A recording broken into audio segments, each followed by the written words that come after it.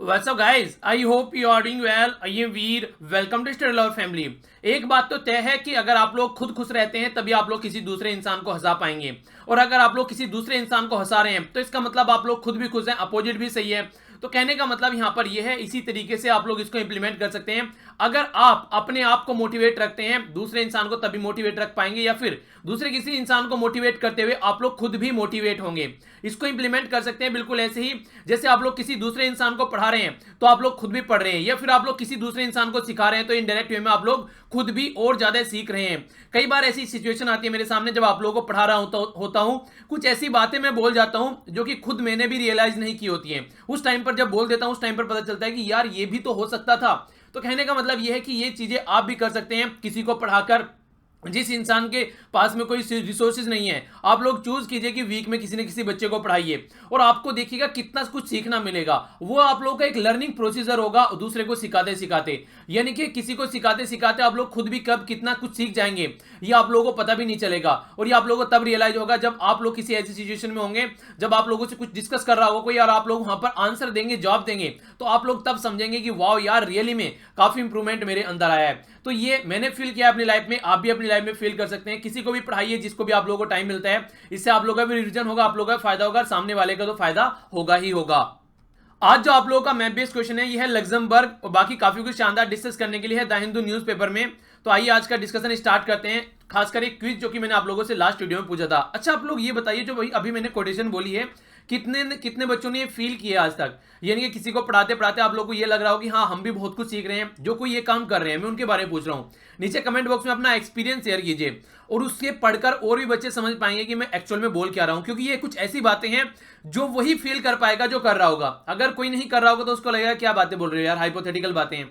लेकिन ये हाइपोथेटिकल नहीं है, इसको इंप्लीमेंट करके देखिए लाइफ में, आप लोग अंडरस्टैंड कर पाएंगे। ओके, आगे बात करते हैं। 2009 में ये दिल्ली हाई कोर्ट का डिसीजन आया था, जिसमें बोला गया था चीफ जस्टिस ऑफ इंडिया है उसको एक पब्लिक अथॉरिटी माना गया था, और देखिए आरटीआई एक्ट के तहत उसको जो भी बातें हैं वो बतानी पड़ेगी। तो ये बात बोली गई थी, ठीक है। पर लेकिन यहां पर एक प्रोविजन और था कि कहीं ना कहीं अगर वो पब्लिक के फायदे के लिए नहीं है, पर्सनल इंफॉर्मेशन, तब कोई मांगने की कोई जरूरत नहीं है, ठीक है। कोलिजियम सिस्टम जो होता है, सेंटर के लेवल पर 5 जजेस रहते हैं, सीनियर मोस्ट जज। उसी तरीके से जब राज्य की बात आती है, राज्य हाईकोर्ट के अंदर यानी कि स्टेट हाईकोर्ट के अंदर, तो वहां पर आप लोगों को देखने को मिलते हैं 3 सीनियर मोस्ट जज यहां पर चूज करते हैं, अपॉइंटमेंट करते हैं जब किसी जज का अपॉइंटमेंट करना होता है। कीनिया और साउथ अफ्रीका दो ऐसी कंट्री हैं वर्ल्ड में जहां पर जो जुडिशियल अपॉइंटमेंट होती हैं वो ब्रॉडकास्ट की जाती हैं लाइव, यानी कि इंडिपेंडेंसी बनाए रखने के लिए जुडिशरी की, और कोई घपला ना हो जुडिशरी के अंदर, क्योंकि जस्टिस जो है ग्राउंड लेवल पर प्रोवाइड कराने वाली वो जुडिशरी ही है। अगर जुडिशरी ही यहां पर कुछ ऐसी उल्टी सीधी हरकतें करने में लग जाएगी तो आप लोग सोच सकते हैं कि जो गरीब तबका है सोसाइटी का उसको कभी न्याय नहीं मिलेगा, और हमेशा जो अमीर तबका है सोसाइटी का वो हमेशा खरीदता रहेगा जुडिशरी को भी। तो ये यहां पर जो अपॉइंटमेंट होती है ये लाइव प्रोसीडिंग में की जाती है कीनिया, और ये है कौन सा, साउथ अफ्रीका के अंदर। ओके, तो काफी इंपॉर्टेंट है, इससे सीखा जा सकता है। इसी तरीके से यहां पर धनुष आर्टिलरी जो हमने अपनी कंट्री में हमने अभी जिसको बोला जा रहा है हम लोगों ने इंडिजिनियसली डेवलप किया है, ये हम लोगों ने वर्जन अपग्रेड किया है बफोर्स का, जो हम लोगों ने स्वीडिश कंपनी से खरीदी 1980 में। तो ये काफी इंपॉर्टेंट है, ये आप लोग याद रख सकते हैं, क्योंकि बफोर्स स्कैंडल उस टाइम पर काफी न्यूज में था। श्रीलंका है वो चाह रहा है कि हमारी जो कंट्री की जो ट्रेनिंग फोर्सेस हैं खासकर डिफेंस की वो यहाँ पर ट्रेन करे और ज्यादा लोगों को श्रीलंका की मिलिट्री को। तो देखते हैं कैसे इसको इंप्लीमेंट किया जाता है। 1917 में Lord Balfour British foreign secretary थे, जिनके द्वारा बोला गया कि इजराइल नाम की एक कंट्री है उसको सपोर्ट करना चाहिए, और फिर 1948 में इजराइल जो है वो पिक्चर में आई। हालांकि पैलेस्टीन और जो अरबियन कंट्री है जैसे कि सऊदी अरेबिया वगैरह हो गया, उन्होंने अपोज किया था इसको, पर लेकिन फिर भी इजराइल आज के में पिक्चर में है, और आप लोग जानते हैं किस तरीके से क्या क्या परफॉर्म कर रहा है। इसी के साथ में association for democratic reform ADR, ये एक एनजीओ है, इसके द्वारा ये बोला गया कि 521 जो आज के में मेंबर ऑफ पार्लियामेंट है उसमें से 430 मेंबर ऑफ पार्लियामेंट की जो अर्निंग है आज के में, जो उनके एसेट्स है वो 1 करोड़ से ऊपर है। तो करोड़पति मेंबर पार्लियामेंट हमारी कंट्री में ज्यादा है, ये सोचने वाली बात है। यानी कि जो करोड़पति होगा वो क्या समझेगा कि जरा जरा सी चीजें जो गरीब तबके के सोसाइटी के लोगों की होती है। कई बार तो ऐसे इंसान को एग्रीकल्चर मिनिस्टर बना दिया जाता है जिसको ये नहीं पता है खेतों में गन्ना कैसे बोया जाता है। जी हाँ, ये रिलेटिव मैं बता रहा हूँ, ठीक है। उसे पूछें गन्ना कैसे बोया जाता है तो वो कुछ ऐसी हरकतें बताएगा कि आप लोगों ने कभी सुनी भी नहीं होगी। ये ओनली वही इंसान बता सकता है जो या तो किसान का बेटा हो, या खुद किसान हो, या फिर आसपास के किसी गांव में रहता हो। उसको ऐसे इंसान को एग्रीकल्चर मिनिस्टर हमेशा बनाना चाहिए। पर लेकिन नहीं, आप लोग जानते हैं क्या होता है। चलिए जो भी है, आइए आगे बढ़ते हैं। अब काफी कुछ शानदार डिस्कस करेंगे। इसी के साथ में आप लोग फॉलो कर सकते हैं फेसबुक पर और यहाँ पर टेलीग्राम पर, दोनों के लिंक वीडियो के नीचे डिस्क्रिप्शन बॉक्स में मिल जाएंगे। कल का सरप्राइज आप लोगों को कैसा लगा और किस किसने सुना और क्या क्या सीखा, वो भी आप लोग नीचे कमेंट बॉक्स में शेयर कर सकते हैं। कई सारे बच्चों ने ये बोला कि सर मुझे भी बात करनी है आपसे फोन पे। देखिए मुझे कोई प्रॉब्लम नहीं है, पर लेकिन पहले आप लोग सिलेक्शन लीजिए, ठीक है। बहुत सारे एसएमएस आए, सर नंबर दे दो नंबर दे दो। देखिए ये पॉसिबल नहीं होता है। अगर आप लोग सिलेक्शन लेके आएंगे तो मैं खुशी खुशी आप लोगों से बात करूंगा, पर लेकिन एक बार सिलेक्शन तो लेके आओ, जबरदस्त तरीके से अपनी तैयारी करो यूपीएससी के लिए, और नेक्स्ट ईयर फिर सबसे बात करूंगा। ओके, आइए अब आगे स्टार्ट करते हैं। यहाँ पर कौन कौन से आर्टिकल डिस्कस करने हैं देख लेते हैं यहाँ पर डिटेल में। ये वाला आर्टिकल यहाँ पर ईवीएम के बारे में डिस्कस करता है, और इसी के साथ में एक और आर्टिकल है जो कि साइड में ये नीचे वाला है। तो दोनों आर्टिकल यहाँ पर एक साथ में कंबाइन करके डिस्कस करूंगा। हालांकि इसमें ज्यादा मतलब अच्छी चीजें नहीं है, ज्यादा फैक्चुअल इन्फॉर्मेशन नहीं है, और वैसे भी जो एनालाइज किया जा रहा है वो एक अलग ही ढंग से एनालाइज किया जा रहा है। ये वाला आर्टिकल ज्यादा आप लोगों को फैक्चुअल प्रीलिम्स के पॉइंट ऑफ व्यू से इंपॉर्टेंट इन्फॉर्मेशन देकर जाएगा। फिर से ब्रेक्जिट के बारे में यहाँ पर आर्टिकल आया है। ब्रेक्जिट आप लोगों को पता है क्या कंडीशन बन चुकी है। अभी आर्टिकल तब डिस्कस करूंगा ब्रेक्जिट के बारे में जब ये कंप्लीट हो जाएगा, तब एक कंप्लीट डिस्कशन आप लोगों के सामने आएगा कि क्या इसके इंपैक्ट पड़ने वाले हैं, क्या पॉजिटिव और क्या नेगेटिव्स हैं। वो सारी चीजें ढंग से डिटेल में डिस्कस करूंगा आप लोगों के सामने। अभी ये ऐसे ही चलता रहेगा, बीरबल की खिचड़ी बन चुका है, पता नहीं कब तक क्या कंडीशन यहाँ पर बनकर आएगी। बीजेपी के द्वारा अपना मैनिफेस्टो जारी किया गया है, तो उसी को यहाँ पर एनालिसिस किया गया है। कांग्रेस के द्वारा किया गया था, अभी बीजेपी के द्वारा किया गया है। तो बीजेपी के द्वारा जो मैनिफेस्टो जारी किया गया है उसमें बोला गया फोकस है कि nationalism, welfare of the people और गुड गवर्नेंस की बात की जा रही है। इसी के बीच में यहाँ पर राम मंदिर बनाने की भी बात की गई है, और इसी के साथ में मॉडल कोड ऑफ कंडक्ट को इंप्लीमेंट करने की बात की गई है। सिटीजन अमेंडमेंट जो यहाँ पर बात चल रही थी, अभी जो आसाम में चल रहा है कि पूरी कंट्री में हम लोगों को जो काउंट करेंगे कौन कौन हमारी कंट्री के सिटीजन है, और सबको उस तरीके से यहाँ पर काउंट किया जाएगा।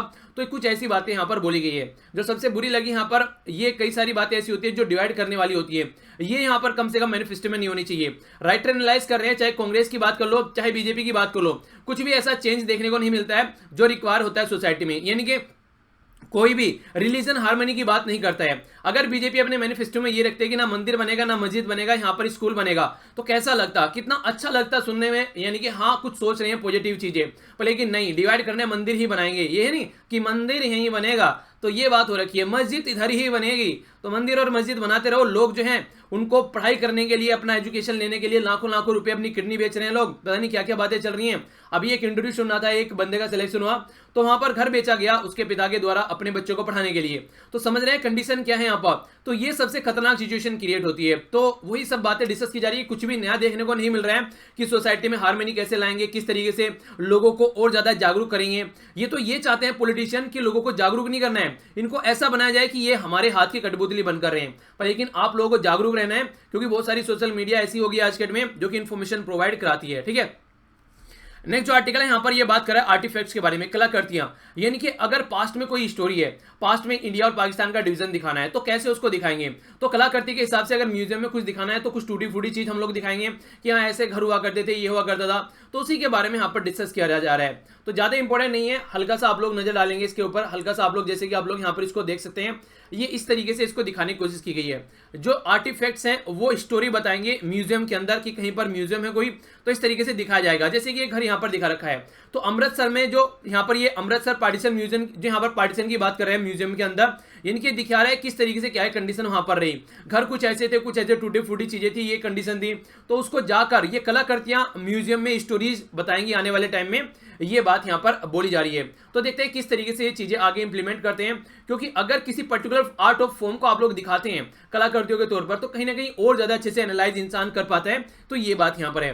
10% रिजर्वेशन से ये इंसान बिल्कुल भी सेटिस्फाई नहीं है और बोल रहे हैं कि ऐसे रिजर्वेशन का कुछ होने जाने वाला है नहीं है। तो ये बात इनके द्वारा बोली जा रही है। तो देखते हैं किस तरीके से इसको हम लोग देखेंगे।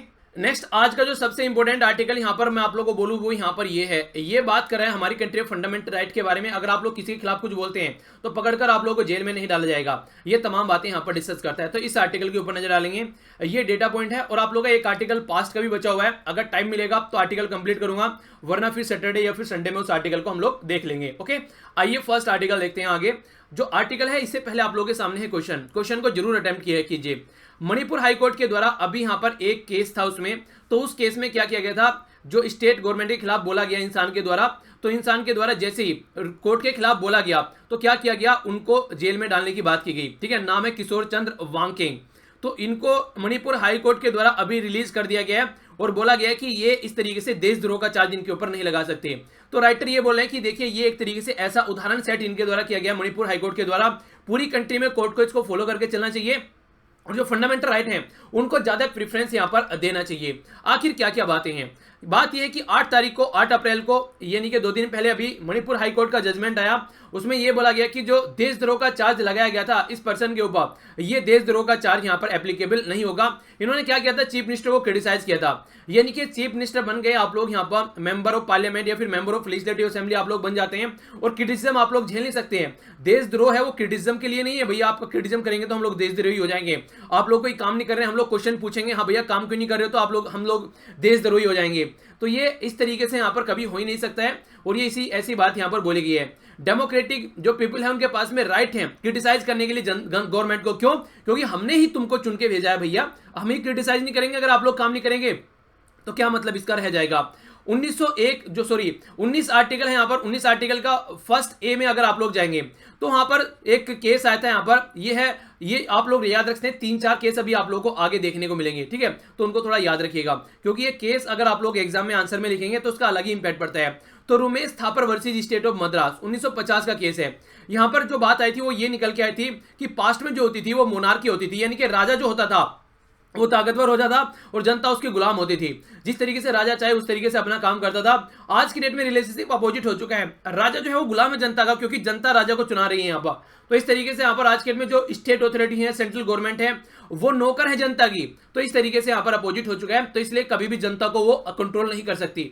इसी के साथ में Kedarnath Singh versus state of Bihar का केस है, सॉरी हाँ ये तो स्टेट ऑफ बिहार वाला केस है, 1962 का है, ये 1950 का है, ये 1962 का है। यहां पर भी ये बोला गया था कि अगर कोई यहां पर क्रिटिसिज्म करता है गवर्नमेंट का, यहां पर उसके ऊपर देशद्रोह का चार्ज नहीं लगाएंगे जब तक कि वो कोई वायलेंस नहीं उकसाता है और पब्लिक जो ऑर्डर है यहां पर लॉ एंड ऑर्डर है उसका हनन नहीं करता है, तब तक उसके ऊपर आप लोग देशद्रोह का चार्ज नहीं लगाएंगे, चाहे कोई भी कंडीशन क्यों ना हो। इसी तरीके से यहां पर कुछ बातें बोली गई यूएसए के सुप्रीम कोर्ट के द्वारा भी, उनके यहां पर केस था ब्रेंडनबर्ग वर्सेस ओहियो 1969 का केस। इसमें भी ये बोला गया कि जो फ्री स्पीच है यहाँ पर वो प्रोटेक्ट की जाती है इनके द्वारा फर्स्ट अमेंडमेंट के द्वारा, यानी कि यहाँ पर भी अगर कोई ऐसी कंडीशन बनती है कि लॉलेसनेस की कंडीशन बनती है किसी की स्पीच से, तो ही आप लोग एक्शन लेंगे, वरना आप लोग एक्शन नहीं लेंगे। हमारी कंट्री में यह है अरूप बयान वर्सेस स्टेट ऑफ आसाम 2011 का, इसी के साथ में श्री इंदिरा दास वर्सेस स्टेट ऑफ आसाम 2011 का। तो ये केस भी है यहाँ पर, ये भी कुछ ऐसी बातें यहाँ पर सपोर्ट करते हैं कि हाँ आप लोगों को तभी यहाँ पर कुछ करना है अगर कोई यहाँ पर उल्टी सीधी हरकतें होती है। तो इसी तरीके से जो अभी किशोर चंद्रवाला के केस है यहाँ पर मणिपुर में, ये यहाँ पर ये बोला गया कि देखिए अगर गवर्नमेंट का क्रिटिसिज्म कर रहे हैं और उसे कोई वायलेंस यहाँ पर हुआ ही नहीं है, तो आर्टिकल 19 का यहाँ पर आप लोगों को देखने को मिलेगा फंडामेंटल राइट है भैया, आप लोग इस तरीके से बातें बोल सकते हो, तो यहाँ पर कोई बात ही नहीं, आप लोग प्रोटेस्ट कर सकते हो अगर आप लोगों को लगता है। तो ये बातें हैं यहाँ पर, तो जो प्रोटेक्ट करने वाला जो आर्टिकल है यहाँ पर, ये आर्टिकल 19 है और आर्टिकल 19 फंडामेंटल राइट है, इस तरीके से आप लोग यहाँ पर ये हरकतें नहीं कर सकते। पर लेकिन बात यह है कि संविधान में सब कुछ लिखा हुआ है, पर संविधान को इंप्लीमेंट करने वाले अगर उसको बर्बाद करने पे आ जाएं तो पास्ट में ऐसे केस बहुत आप लोगों को देखने को मिलेंगे। अनफॉर्चुनेट कंडीशन ये है कि पास्ट में भी बहुत सारे देशद्रोह के चार्ज लगाए गए हैं ओनली क्रिटिसिज्म करने पे। ये उदाहरण आप लोगों के सामने है, महाराष्ट्र गवर्नमेंट के द्वारा कार्टूनिस्ट असीम त्रिवेदी जो कि काफी न्यूज में थे, इनके ऊपर देशद्रोह का चार्ज लगाया गया क्योंकि इन्होंने उल्टे सीधे कार्टून बनाए। इसी के साथ में वेस्ट बंगाल गवर्नमेंट के द्वारा यहाँ पर यह प्रोफेसर अंबिकेश महापात्रा के द्वारा के ऊपर यहाँ पर जो कि जादवपुर यूनिवर्सिटी के हैं, इनके ऊपर देशद्रोह का चार्ज लगाया गया। तमिलनाडु में भी ऐसा कुछ देखने को मिला, यहाँ पर सिंगर कोविन के ऊपर यहाँ पर ऐसा चार्ज लगाया गया, जबकि इन्होंने कुछ ऐसा किया ही नहीं है कि जनता में कुछ ऐसी चीज निकल कर आई जिससे जनता में रोष हो गया है, लॉ एंड ऑर्डर की कंडीशन खराब हो गई है। देशद्रोह का चार्ज ओनली वहीं पर लगता है और ये एक अलग ही तरीके से देशद्रोह का चार्ज लगा रहे हैं। तो हमारी कंट्री में संविधान में पार्ट थर्ड में फंडामेंटल राइट है आर्टिकल 12 से लेकर आर्टिकल 35 तक। उसमें हमेशा एक आर्टिकल 32 ये बोलता है कि अगर कोई आपकी फंडामेंटल राइट को हनन करता है तो सुप्रीम कोर्ट आप लोगों के सामने आएगा और वो आप लोगों को प्रोटेक्ट करेगा। तो ऐसा ही कुछ यहां पर किया गया है कोर्ट के द्वारा। तो Manipur high court, supreme court नहीं हाई कोर्ट भी कर सकता है, तो मणिपुर हाई कोर्ट के द्वारा जो यहां पर डिसीजन लिया गया है, ये एक इतना शानदार डिसीजन है कि आने वाले जो डिसीजन है उसमें भी हमारी कंट्री में जो दूसरे कोर्ट हैं वो इसको फॉलो कर सकते हैं और ये एक उदाहरण के तौर पर सेट किया जा सकता है। यानी कि फंडामेंटल राइट को ऊपर रख दिया है और गवर्नमेंट को जनता का नौकर बताया जा रहा है। तो ये बिल्कुल सही बात है और रियलिटी में ऐसा ही होना चाहिए। यानी कि एक्चुअल में डेमोक्रेसी इसी को बोलते हैं, क्योंकि लोगों के द्वारा चुने गए नुमाइंदे ही वहां पर जाते हैं और वो लोगों के हिसाब से ही काम करना उनको चाहिए वहां पर। ठीक है, तो ये था कंप्लीट आर्टिकल जिसके बारे में आप लोगों को पता होना चाहिए। नेक्स्ट बात करते हैं यहाँ पर ईवीएम के बारे में। आर्टिकल कई सारे डिस्कस कर चुके हैं, यहाँ पर अभी जो बात आ रही है उसके बारे में डायरेक्ट मैं आप लोगों को बताता हूँ। अभी सुप्रीम कोर्ट का डिसीजन आया, सुप्रीम कोर्ट के द्वारा यह बोला गया कि जहां पर भी इलेक्शन होंगे तो इलेक्शन में पहले क्या होता था, रैंडमली एक जो वीवीपैट मशीन है, voter verifiable paper audit trail, इसको EVM machine electronic voting machine के साथ में मैच किया जाता था कि जिस इंसान को यहां पर वोट दिया गया है उसी इंसान को पहुंचा है क्या, पर्ची उसी इंसान की कटी है। तो ऐसे यहां पर चेक करके ये देखा जाता था कि हाँ एक वोटिंग मशीन सही है, सैंपल कोई भी रैंडमली उठा लेंगे तो सारी मशीन सही होगी। बिल्कुल ऐसे ही जैसे आप लोगों ने कई बार देखा होगा कि हाँ कोई आप लोग ईंट वगैरह लेने जाते हैं या फिर कोई और ऐसा सामान जो कि बहुत लार्ज स्केल पर आप लोगों को लेना है, तो सैंपल आप लोग देख लेते हैं कि हाँ ये सैंपल सही है तो सारी सही होंगी। कोई आप लोग मार्केट से कोई ऐसा नहीं कि फल फ्रूट या सब्जी लेने जाते हैं, पैकेट में अगर बेस हो कोई तो एक उठाकर देख लेंगे हाँ भैया सही है। ठीक है, तो ऐसा कुछ किया जाता था। अभी सुप्रीम कोर्ट ने ये बोला कि चेक किया जाएगा, ये 5 चेक किया जाएगा, ना कि 1 चेक किया जाएगा। यानी कि 5 चेक किया जाएगा रैंडमली और ये 5 चेक करके देखा जाएगा कि वीवीपैट और ईवीएम मिल रहे हैं या नहीं मिल रहे हैं। तो उसके बेस पर यहां पर फिर सही डिसीजन होगा कि हाँ ये सही है या फिर गलत है। हो सकता है एक में कोई ज्यादा यहां पर अच्छे से सेटिस्फाई नहीं हो। जो यहां पर अपोजिशन पार्टी है उन्होंने बोला था 50% चेक करो ईवीएम और यहां पर इलेक्ट्रॉनिक वोटिंग मशीन को वीवीपैट के साथ में मिलाकर, लेकिन ये पॉसिबल नहीं है, बहुत लार्ज स्केल पर यहां पर टाइम लग जाएगा और इतना ज्यादा मैन पावर लगेगा। और जो डिसीजन है आप अभी जो यहां पर एक पूरा फ्रेमवर्क है जिसके हिसाब से इलेक्शन चलना है वो भी यहां पर काफी लार्ज स्केल पर डिस्ट्रॉय हो जाएगा। और देखिए कई सारे लोग बोलते हैं, जैसे कि एक आर्टिकल में यहां पर भी ये भी बोला जा रहा है कि बैलेट पेपर को यूज करने की बात करते हैं। बैलेट पेपर को यूज करने की बात हमेशा उस एरिया में वो लोग करते हैं जिनको लगता है बैलेट पेपर से फायदा हो सकता है। पहले क्या हुआ करता था, बैलेट पेपर को फाड़ दिया जाता था, कई बार बूथ कैप्चरिंग हो जाती थी, इंसान को पकड़ पकड़ के अपने आप ठप्पे लगा दिए जाते थे जिस भी वोट पर वो चाहते थे। तो ऐसी ऐसी हरकतें यहां पर देखने को मिलती थी बैलेट पेपर के चलते हुए। ईवीएम वोटिंग मशीन में वो सारी चीजें पॉसिबल है नहीं है नॉर्मली। ठीक है, तो यहां पर प्रॉपर प्रोटेक्शन देखने को मिलती है। तो बैलेट पेपर यहां पर जो है वो कहीं ना कहीं बाहुबलियों को यहां पर भेजता है किसके अंदर, पार्लियामेंट के अंदर। तो ये गलत तरीका है यहां पर। तो क्रिमिनल एक्टिविटी रिकॉर्ड के लोग काफी यहां पर जाते थे। ईवीएम वोटिंग मशीन ने चीजों को काफी सरल और शानदार बना दिया, जिससे एक प्रोटेक्टिव साइड आप लोग यहां पर देख सकते हैं। तो ये बात है, ये होता है बैलेट पेपर जो कि पास्ट में फॉलो किया जाता था। इसको भी आप लोग हल्का सा आइडिया रख सकते हैं। एक इंटरेस्टिंग फैक्ट जो आप लोगों से पूछा जा सकता है वो ये है कि आज की डेट में अगर आप लोग देखेंगे तो 64 एक वोटिंग मशीन ईवीएम में यहां पर मेंबर वोट डाल सकते हैं। 64 मतलब यहां पर कैंडिडेट इसमें हो सकते हैं। 64 कैंडिडेट जो यहां पर होंगे इसमें से 63 तो यहां पर कैंडिडेट होंगे और +1 एक नोटा होगा, यानी कि 64 + 1 तो यहां पर कैंडिडेट जो होंगे उसमें आप लोग वोट डाल सकते हैं। यानी कि नीचे एक नोटा होगा। अगर इन 63 में से कोई पसंद नहीं आ रहा है तो नोटा को जाकर प्रेस करो। नोटा अभी रिसेंटली न्यूज में भी था, क्योंकि जो नोटा बटन है इसका मतलब होता है नन ऑफ द अबोव, यानी कि जो भी कैंडिडेट जिस भी पॉलिटिकल पार्टी के द्वारा यहां पर इलेक्शन में जिनको पर्चा भरा गया है उनमें से कोई भी हम लोगों को पसंद नहीं है तो हम लोग नोटा का बटन यहां पर प्रेस करेंगे। ठीक है, तो इसको बोलते हैं नोटा। तो ये आप लोग आइडिया रख सकते हैं। राज्यसभा के इलेक्शन में इसको हटा दिया गया है क्योंकि डायरेक्टली जनता इलेक्शन में वोट नहीं डालती है, इसीलिए बोला गया कि नोटा ओनली वहां होना चाहिए जहां डायरेक्टली जनता कनेक्ट हो। तो ये भी काफी इंपॉर्टेंट बात है जो कि आप लोग हल्का सा आइडिया रख सकते हैं। नेक्स्ट आर्टिकल बात करें यहां पर 10% रिजर्वेशन कोटा के बारे में। 10% रिजर्वेशन कोटा अभी ये अनरिजर्व कैटेगरी को दिया गया है और खासकर इकोनॉमिकली जो वीकर सेक्शन है उसको दिया गया।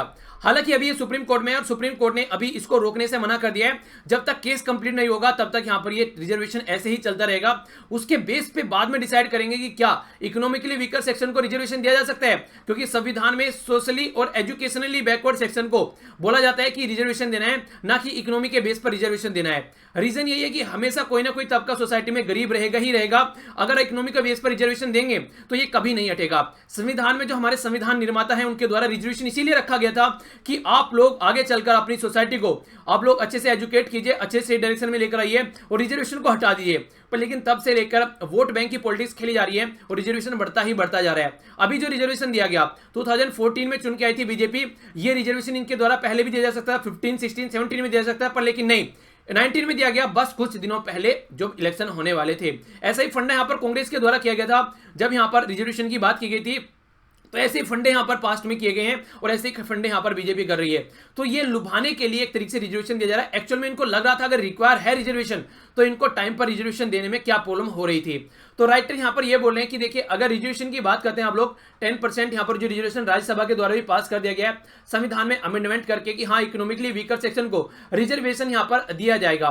पर लेकिन क्या इसका फायदा आप लोग नीचे तक पहुंचा पाएंगे जिसको इसकी जरूरत है? क्योंकि जो क्राइटेरिया आप लोगों ने यहां पर रखा है कि 8 लाख यहां पर लोगों की इनकम होनी चाहिए और यहां पर एक तरीके से एग्रीकल्चर के लिए भी 5 एकड़ की यहां पर जो बात की जा रही है कि उससे अबोव यहां पर ये कोटा उसको नहीं मिलेगा। यानी कि घुमा फिरा के जो यहां पर रिजर्वेशन की बात की जा रही है ये है कि 95% जो इंडियन हाउस होल्ड है वो इसके अंदर आ जाएंगे, तो फिर कहां पर ये रिजर्वेशन रह जाएगा।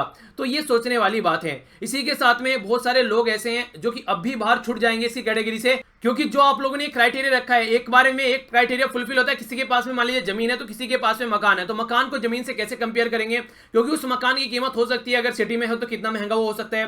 तो यहाँ पर क्राइटेरिया के ऊपर क्वेश्चन मार्क ये लगा रहे हैं। और इसी के साथ में ये बोले कि देखिए आप लोग अगर रिजर्वेशन यहाँ पर दे रहे हैं तो क्या ये रियली में सोशियो इकोनॉमिक डेवलपमेंट करेगा? क्या ये रियली में जिस काम के लिए रिजर्वेशन प्रोवाइड कराया जा रहा है वो काम कर रहा है? अगर पास्ट में आप लोग उठाकर देखेंगे तो रियलिटी में रिजर्वेशन उस सेक्शन के लिए जिसको दिया गया वो फायदा उठा ही नहीं रहा है। चाहे एजुकेशन की बात करें चाहे किसी दूसरे पर्टिकुलर एरिया की आप लोग बात करें, तो ये इस तरीके से बिल्कुल गलत तरीका है यहाँ पर रिजर्वेशन प्रोवाइड कराने का। क्योंकि जब बात करें यहाँ पर रिजर्वेशन की, इकोनॉमिकली वीकर सेक्शन को रिजर्वेशन देने की बात करें तो वो अपनी फाइनेंशियल कैपेसिटी की वजह से यहाँ पर ये क्या करते हैं, इन कैपेसिटी की वजह से यहाँ पर इससे बाहर रहते हैं। यानी कि अगर उनके पास में पैसा नहीं है और बच्चों को एजुकेशन देनी है तो देखिए क्या करेंगे, किसी भी हालत में वो एजुकेशन देंगे, भलाई पैसा हो या न हो। ठीक है, तो आप लोगों को यहां पर रिजर्वेशन नहीं देना है। एजुकेशन इंस्टीट्यूशन में जो फीस जा रही है आप लोग कहीं ना कहीं वो कम कर देनी चाहिए ताकि एक इंसान जाकर वहां पर पढ़ सके। कहने का मतलब यहां पर ये, मैं भी देखिए एक बार को फ्री एजुकेशन बोलते हैं पर लेकिन कुछ ना कुछ तो वहां पर खर्चा करना पड़ेगा। तो क्यों ना इतना कम एजुकेशन का आप लोग कॉस्ट कर दीजिए कि हर एक इंसान इतनी फीस दे सके।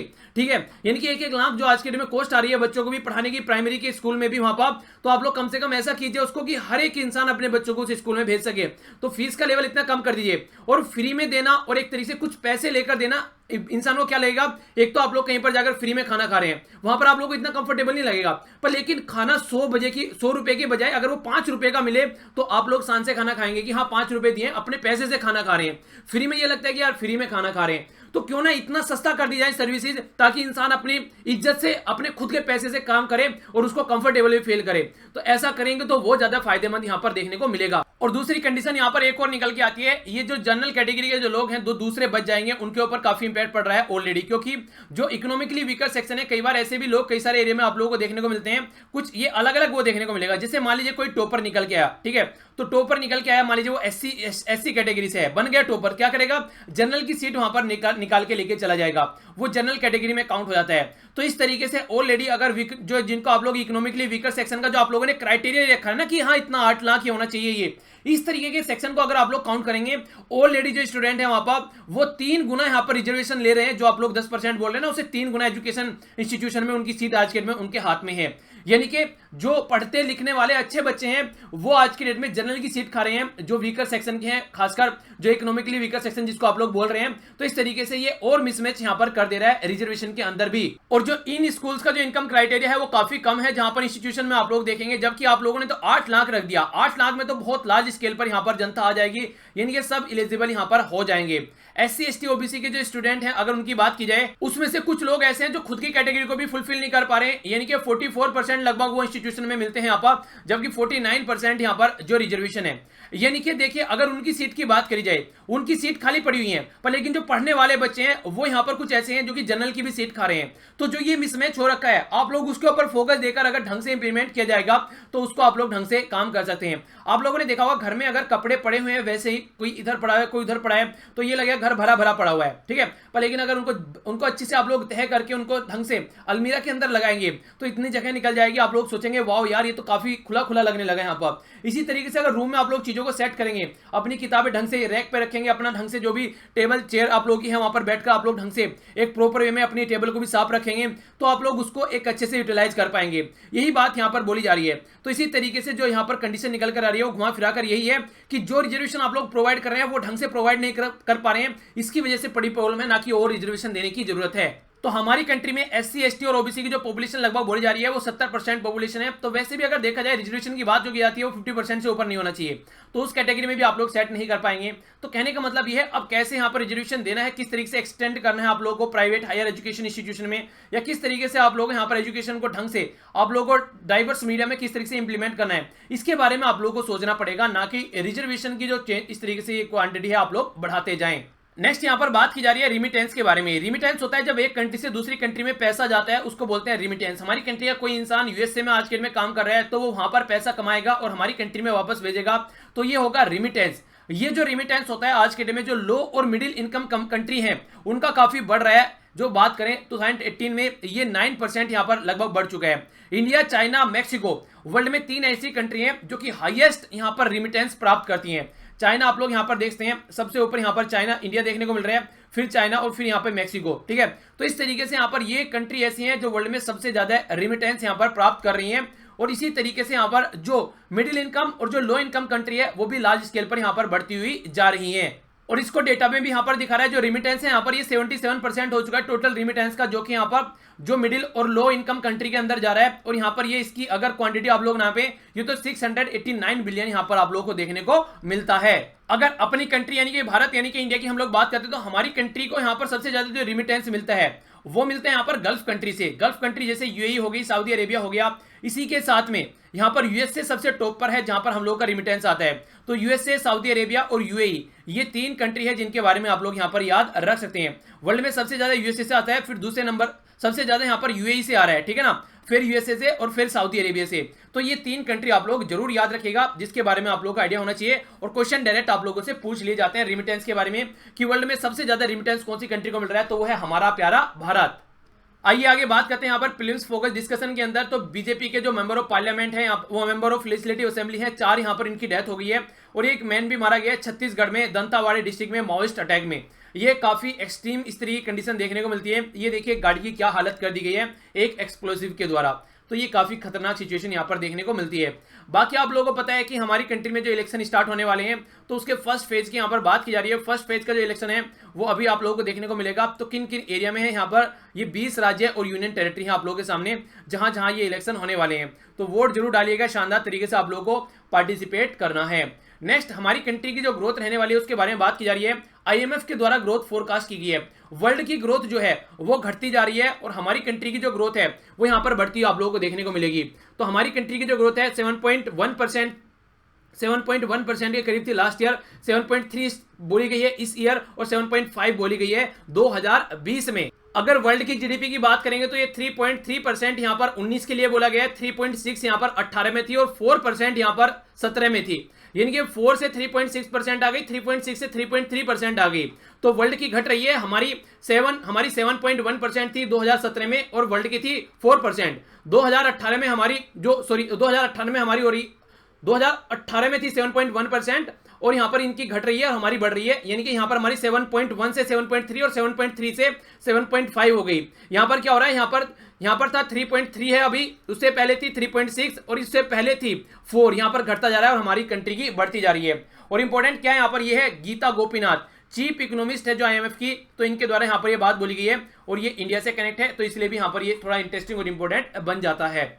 नेक्स्ट बात करते हैं यहाँ पर गोल्ड के बारे में। तो गोल्ड का जो रिजर्व है इंडिया में थोड़ा बढ़ता हुआ यहाँ पर नजर आ रहे हैं। ये WGC के बारे में यहाँ पर बोला गया है। तो रिजर्व जो यहाँ पर सेंट्रल बैंक के पास है वहां पर भी लगभग 51 टन, जो हाईएस्ट है अगर हम लोग यहाँ पर काउंट करते हैं। तो वैसे सबसे ज्यादा वर्ल्ड में किसके पास में है, ये है यूएसए के पास में, दूसरे नंबर पर जर्मनी, तीसरे नंबर पर IMF, चौथे पर इटली, फ्रांस, रसिया, चाइना, स्विट्जरलैंड, जापान, नीदरलैंड और तब जाकर यहाँ पर इंडिया आता है जिसके पास में लगभग 608 टन आप लोग यहाँ पर देखने को मिलता है। ठीक है, तो हमसे ऊपर ये सारी कंट्री है जिनके आप लोग नाम याद रख सकते हैं। टोटल कितनी कंट्री है, 1 2 3 4 5 6 7, 8, 9, 10 कंट्री हमसे ऊपर हैं और 11 यानी कि पूरी क्रिकेट टीम यहां पर तैयार हो गई। तो 11 कंट्री हमसे ऊपर हैं अगर हम गोल्ड रिजर्व की बात करते हैं तो। ओके, तो आइडिया आप लोग रख सकते हैं। आगे बढ़ता हूं। नेक्स्ट बात यहां पर बोली गई, रिजर्व बैंक ऑफ इंडिया के द्वारा जो अभी रेट कट किया गया है उसकी वजह से यहां पर जो जनता को फायदा होने वाला है, एसबीआई ने बोला कि 10 बेसिस पॉइंट यहां पर अभी ये जो लोन वगैरह दिया जाता है उसमें कट करेंगे, यानी कि आने वाले टाइम में अभी यहां पर रेट कट करने की वजह से कई सारी चीजें यहां पर सस्ती होने वाली हैं, जैसे कि होम लोन वगैरह। ओके, खासकर 30 लाख तक की बात यहां पर की जा रही है। तिब्बतन जो स्पिरिचुअल गुरु है दलाई लामा, उनकी कंडीशन काफी खस्ता हालत है, वो यहां पर एक प्राइवेट हॉस्पिटल में एडमिट कर दिए गए हैं। तो देखते हैं क्या कंडीशन बनती है। पाकिस्तान ने यहां पर 2200 वीजा यहां पर इंडियन पिलग्रिम्स को दिए हैं, जो कि 12 से 21 अप्रैल तक यहां पर बैसाखी फेस्टिवल सेलिब्रेशन देखने को मिलेगा पाकिस्तान के अंदर। ओके, यूएसए के द्वारा यहां पर 16 सऊदी अरेबिया जो नेशनल हैं उनको अपनी कंट्री में आने से और कई सारी चीजों के लिए उनके ऊपर बैन लगा दिया। क्यों? क्योंकि जमाल खशोगी की हत्या की गई, जिनको ये इसमें संलिप्त पाया गया। ये स्टेप इसलिए उठाया गया और डोनाल्ड ट्रंप एडमिनिस्ट्रेशन को काफी क्रिटिसिज्म झेलना पड़ा कि उन्होंने कुछ नहीं किया, जबकि उनको पता था क्या सिचुएशन यहां पर बन गई है। हमारी कंट्री की अगर बात करें तो इंडिया में जो यूट्यूब है वो लार्जेस्ट स्केल पर बढ़ रहा है और लगभग 85% जो डेटा है फोन का वो यूट्यूब की वीडियो देखने में ही हमारी जनता यहां पर खर्च कर रही है। और सबसे बड़ी बात यह है, लगभग 1200 से ज्यादा हमारी कंट्री के जो क्रिएटर हैं यानी कि यूट्यूब चैनल है उनके 1 मिलियन से ऊपर सब्सक्राइबर यहां पर हो चुके हैं। तो देखिए, अगर इसको इफेक्टिवली यूटिलाइज किया जाए ना, लोगों को एजुकेट करने में, लोगों को अवेयर कराने में, नेगेटिव कंटेंट को साइड में रखने में, लोगों को अच्छी हेल्थ कैसे प्रोवाइड कराई जाए, और बहुत से लोग ऐसा कर भी रहे हैं, तो ये काफी पॉजिटिव इंपैक्ट डालेगा पूरी सोसाइटी के ऊपर। तो हमारी कंट्री में लार्जेस्ट स्केल पर ये इस तरीके से एक्टिविटी बढ़ रही है, जो कि एक पॉजिटिव साइन यहां पर देखने को मिलता है। तो ये एक अच्छी बात है, यहां पर अच्छे से एजुकेट किया जा रहा है। जो एजुकेशन लेवल कभी किसी को मिलता नहीं था वो भी हम लोग आज के डेट में यहां पर प्रोवाइड करा पा रहे हैं। तो ये एक पॉजिटिव बात आप लोग यहां पर बोल सकते हैं। ठीक है, ये मैं बेस्ट प्रैक्टिस क्वेश्चन है और आई थिंक ये रिपीट हो गया आप लोग चलिए कोई नहीं, फिर से आप लोग इसको देख लीजिए। यहाँ पर ये कंट्री हो गया एग्जैक्ट, ये रसिया का भी मैंने आप लोगों को बताया था। यहाँ पर ये हो गया बेलारूस, इधर हो गया पोलैंड, ये हो गया यहाँ पर लिथुआनिया, इसी के साथ में यहाँ पर इस्टोनिया, गल्फ ऑफ रिगा, और यहाँ पर हो गया बाल्टिक सी। ठीक है, इसी के साथ में आप लोग ये याद रख सकते हैं। ये फ्लैग हो गया, लोकेशन आप लोगों को मैंने कल दिखाई दी थी। चलिए कोई नहीं, रिवीजन हो गया आप लोगों का। ठीक है, आइए अब नजर डालते हैं क्वेश्चंस के ऊपर, इससे पता चलेगा कितने अच्छे से आप लोगों ने आर्टिकल सुने हैं। यहाँ पर फर्स्ट जो क्वेश्चन है यहाँ पर, कौन से हाईकोर्ट का, यानी कौन से राज्य में हाईकोर्ट है जिसका भी डिसीजन आया और इसने बोला कि यहाँ पर किशोर चंद्र वांगखेम के ऊपर यहाँ पर देशद्रोह का चार्ज नहीं लगना चाहिए। ठीक है, इसी के साथ में यहाँ पर ये बात की जा रही है Kedarnath Singh versus state of, कौन से स्टेट का केस है यहाँ पर, जो कि यहाँ पर बोलता है एक तरीके से जो जनता है वो जो गवर्नमेंट है वो यहाँ पर किसी तरीके से भी देशद्रोह का चार्ज नहीं लगा सकती अगर पब्लिक ऑर्डर को डिसऑर्डर नहीं करता है तो। इसी के साथ में यहाँ पर यह है Romesh Thapar versus state of, कौन से स्टेट का केस है यहाँ पर, जिसमें यह बोला जाता है कि जो जनता है वो आज के में राजा है और जो राजा जो अपने आप को बोलता है वो आज के में जनता का नौकर है। बीजेपी के 4 अभी यहां पर एमएलए मारे गए छत्तीसगढ़ में, कौन सा वो डिस्ट्रिक्ट है, एक बहुत ही लार्ज स्केल पर यहां पर माओइस्ट एक्टिविटी देखने को मिलती है, उस डिस्ट्रिक्ट का नाम आप लोग बताइए। नेक्स्ट जो बात की जा रही है, कौन से कंट्री के द्वारा सऊदी अरेबिया के ऊपर बैन लगाया गया है जो उसके ऑफिशियल पर कि वो यहां पर उसकी कंट्री में विजिट नहीं कर पाएंगे क्योंकि जमाल खशोगी की हत्या की वजह से ये एक्टिविटी देखने को मिली। आईएमएफ के द्वारा यहां पर अभी फोरकास्ट किया गया तो ग्लोबल जो ग्रोथ है वहां पर वो 2019 में कितनी देखने को मिली, 2018 में 3.6 थी और 2017 में 4% थी। इंडिया की ग्रोथ अब की बार यहां पर जो बोली जा रही है उसके बाद लास्ट ईयर यहां पर थी 7.1, अब की बार कितनी है और 2020 में बोली गई है 7.5%। तो ये डेटा है जो आप लोगों को पता होना चाहिए, इंपॉर्टेंट है। तो ये था टोटल आज का डिस्कशन और देखिए एंजॉय कीजिए, क्वेश्चन के आंसर जरूर दिया कीजिए जो भी आप लोगों से क्विज या फिर राइटिंग का क्वेश्चन पूछा जाता है। कनेक्ट रह सकते हैं मेरे साथ पे अलग अलग मीडिया पे, काफी इंटरेस्टिंग यहाँ पर फेसबुक के पेज पर आप लोगों ने देखा होगा जो भी इन्फॉर्मेशन शेयर की जाती है, अगर आप लोगों को लगता है फायदा पहुंचा रही है तो जरूर शेयर किया कीजिए। यहाँ पर कई सारी इंटरेस्टिंग और आप लोगों का मूड हल्का करने के लिए भी यहाँ पर कई सारी कोटेशन शेयर करता हूँ ताकि आप लोग अच्छे से उसको एंजॉय भी कर सकें। नेगेटिव तरीके से नहीं लेना, बस एंजॉय कीजिए। ओके, तो बड़ों को नमस्ते, छोटों को प्यार, छोटी सी लाइफ में एंजॉय करो यार। मिलता हूँ नेक्स्ट लेक्चर में, तब तक के लिए जय हिंद।